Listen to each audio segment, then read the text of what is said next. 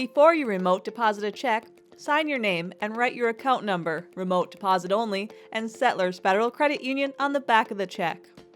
On your mobile app home screen, tap on the deposit icon on the bottom of any screen. Select the account you want to deposit the check into, either your regular share or share draft. Type in the dollar amount of the check. Tap the left camera icon to take a photo of the front of the check first. If it's the first time using remote deposit, allow the app to access the camera.